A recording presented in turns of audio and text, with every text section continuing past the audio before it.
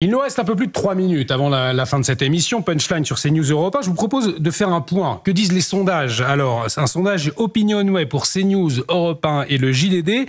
Eh bien, montre que le Rassemblement national mènerait avec 32% des intentions de vote. Le Front populaire suivrait avec 25%. Renaissance capterait 19% des votes si les élections avaient eu lieu ce dimanche. En pleine bisbille, quant à une potentielle alliance avec la formation de Marine Le Pen, les Républicains et Reconquête récoltent respectivement 9 et 4% des intentions de vote. On voit bien tout de même que c'est une opposition entre le bloc national, Thomas Bonnet, et l'extrême gauche qui se dessine.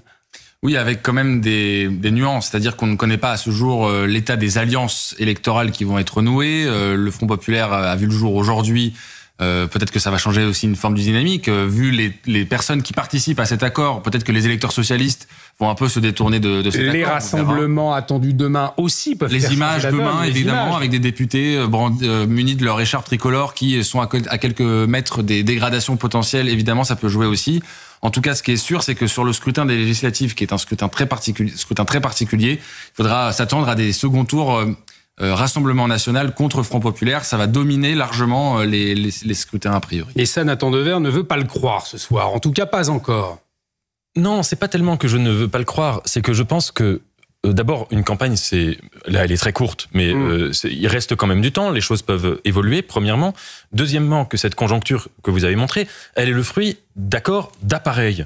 Or, il se peut que les Français estiment, comme vous l'avez dit tout à l'heure, et j'étais parfaitement d'accord avec vous, aussi bien des électeurs LR que des électeurs PS disent qu'ils ne se reconnaissent pas dans les accords d'appareil et que donc ils décident de voter différemment. Alors ensuite, chacun le ferait à sa manière. Donc c'est pour ça qu'à mon avis, il serait hâtif de penser que des accords d'appareil vont nécessairement être suivis par les Français. Et je me permettrai juste de dire une chose, des violences, on en voit des deux côtés. Vous avez vu aussi, pour vous répondre à ce que vous disiez tout à l'heure, ces 4 militants d'ultra-droite qui ont été arrêtés après les élections européennes pour avoir fait une agression, alors qu'ils fêtaient les résultats, qui ont été condamnés par la justice. Cas de manifestation, pas dans le cadre des manifestations. C'était dans ce cadre-là, je l'entendais. Mais en tout cas, ces violences politiques, elles existent. La violence dans le débat public, elle existe. Que certains appellent la brutalisation ou la polarisation du débat, elle existe. Non, mais renvoyer dos à dos les violences d'extrême gauche et d'extrême droite, c'est malhonnête, c'est pas vrai. Il n'y a pas de manifestation d'extrême droite aujourd'hui en France qui cassent, détruisent, taguent. C'est pas vrai. Ça, c'est faux.